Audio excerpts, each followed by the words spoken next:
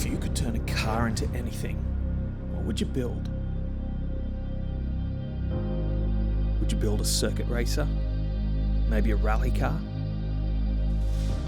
What rules would you follow? What if there weren't any rules? How much torque? How much power? How fast? What if you could build a car for time attack? Well, that's exactly what we're doing. Partnered with Bosch Motorsport, we plan to transform this Honda Civic into a dead-set monster. A flame-spitting track machine that'll eat its competition alive. No rules, no prisoners, no limit. Okay, so maybe we've got some work to do before we get there. This is our 96 Civic. Sure, she's a little rough around the edges, but she's ours. I'm Trav, that's Dan, and with our partners at Bosch, we're going to turn this bog stock Honda into a genuine world time attack competitor, and we're going to bring you along for the ride. For this one, we're going to need a lot of patience, a lot of time, and a bit of luck. This is going to be fun. This is Project Race Car Time Attack.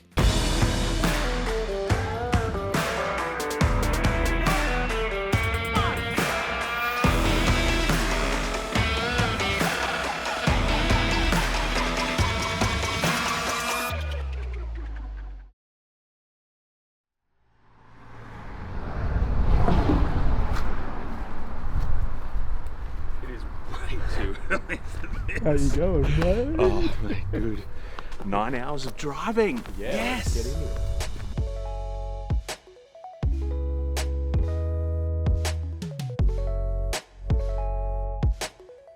Why time attack? Time attack, I think, is really an exciting, effectively a race meeting where you can sort of pit yourself not only against everybody else who's building cars for it in different class structures, but against the clock as well. So we're able to be able to produce something that hopefully we'll be able to put a year's worth of development into and be able to track where we start versus where we finish, and then where that falls against other people who are doing a similar thing. It gives us the opportunity as grassroots competitors to go up against the world and see where we stand. The car that we've picked, why do you think the car that we picked is going to be a good car? Because it's sick. You got to start the sentence better than that. I know. So we picked a Honda Civic, which we're on our way to Melbourne to pick up now. And the reason we picked it is it's a good baseline of a car. There's a lot of off-the-shelf parts we can get from the States or from around Australia as well. There's a lot of information that we can draw on from our local grassroots community of them being raced in different series that we work with, so we should be able to draw on some information there and learn along our way. And it's a really good platform that's an identifiable, recognisable car from on the road that people have either had one of in the past or know somebody who's driven one. After a very, very long trip to Melbourne, we finally got to see our car, but not without our nerves being tested a little.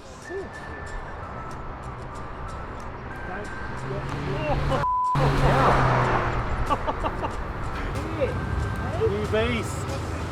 Gonna get some track activity, mate. This is it, our 1996 EK Civic. It might not look like much now, but we have some big plans for this little Honda.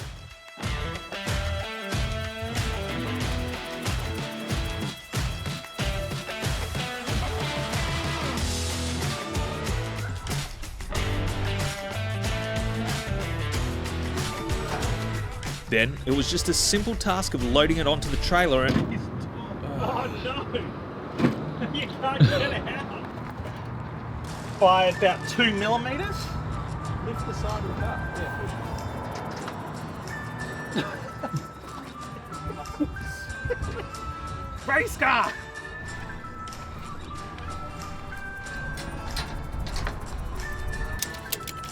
As I was saying, just have to load it up, tie it down, leave our cameraman behind, and get this car ready for the track.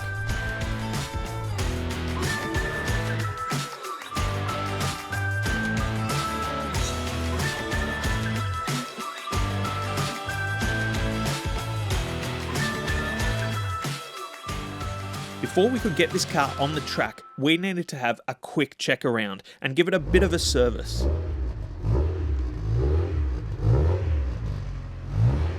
We now load this this is and how high the seat is.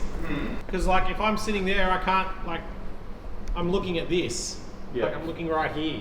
Yeah. So I need the seat lower. I mean, I like the lower seat anyway. Well, it looks fairly simple to work on. Look how small the radiator is. There's so much room for, like, we'll be able to put some headers on it. Yeah. Obviously, I couldn't even hear it come in, so we'll put an exhaust on it. Yeah. I sort of thought, like, what we'd do today is, go over and make sure it's all good. Yeah, so And what then- the baseline is. And then not do anything until we do the first track day, and then... Yep, they'll just get on track, get a baseline. After some highly technical hand movements and banter between Dan and Jono, Yeah, I know, it's a very weird shape, isn't it? Because it bulges. Yeah. Like, it's got a weird... Yeah.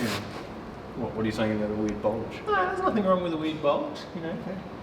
Especially, you know, if it gets given to your wife or whatever, like... we got the car up on the hoist so we could check out its underside. Look at this. Not even oil around the sump. How good is that? What? Everything looked pretty good, so all it needed before it was ready to hit the track was a simple oil change. How hard could that be? Oh, I probably need to change the oil in the filter. Yeah, just because you don't know. Because you don't know Been sitting around for a while. And check the brake pad levels. Yeah. Give that a look.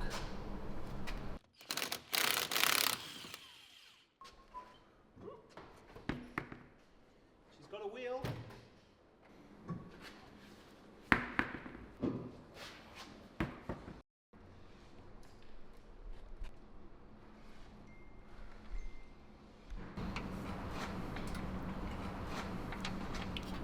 Bugger it.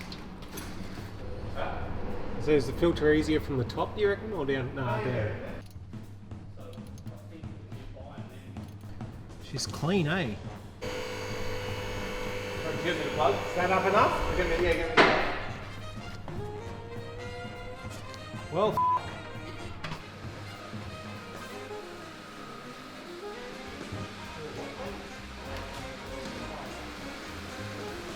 hello. Alright, I just dumped 4 litres of oil on the ground.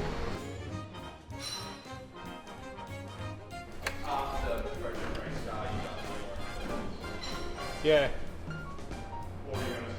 So we're about 3 times over where the dots are. You said pour the 4 litres in. No, I didn't. You said I'm going to. I didn't really have a lot of choice in it. See how skillful I can be. Oh, not that skillful. I only took out a litre then. I reckon I probably need to take out like 2 or 3. It's going to be another. It's going to be another litre. Another litre at least.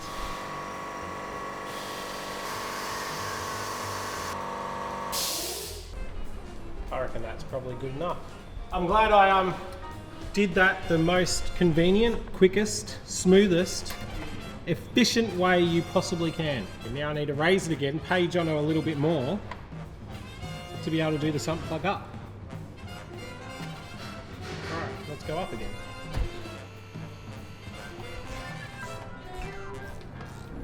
Alright. Put the wheels back on, I guess.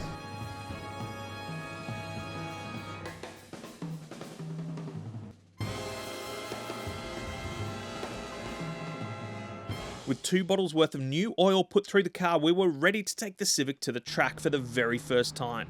And with no track days running, Dan decided to enter the car into his first competitive event, a round of the New South Wales Super Sprint Championship at Sydney Motorsport Park. 4 10-minute sessions wasn't exactly a lot for a shakedown run, but it would give us a good baseline to work from.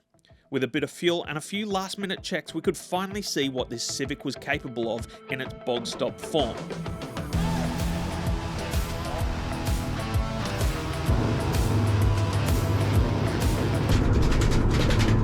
Or maybe not. It looked like something had come loose on the outlap. Something was rattling, banging.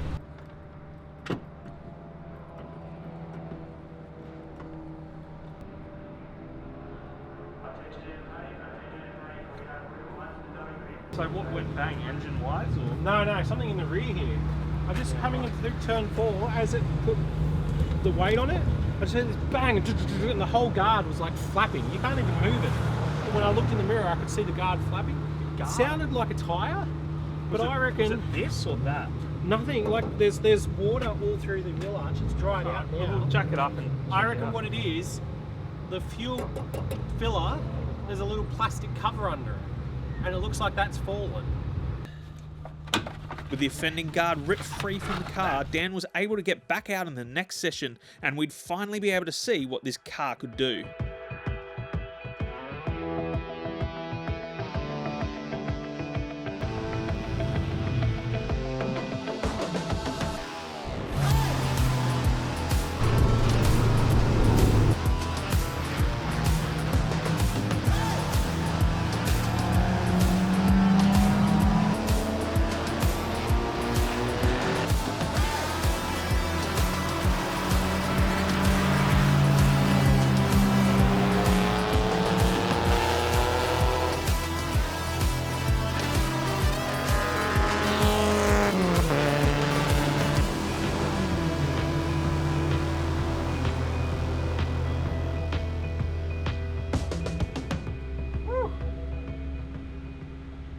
Fun. Oh, yeah, that was great. Car felt nice. Had a bit of pickup on the rear wheels as we went out, because obviously driving it up and down the pit lane. So it was a bit sketchy feeling on the first lap, and then after that, really came into its own. I caught the Caprice. Man, it feels so nice through one. It's like so planted, just a little lift. Man. What was I doing? What time did I do best? Your best was a 2:09. Yeah, right. I love this thing. Really, really love this. I reckon this is, it's going to be great. Yeah, for sure. I can't wait to get behind the wheel of it. Yeah. Don't miss the next episode of Project Racecar Time Attack, where Dan takes a trip to the beach and we begin the Civic's big transformation. It's going to be a long build working with this guy. It will, dealing with you.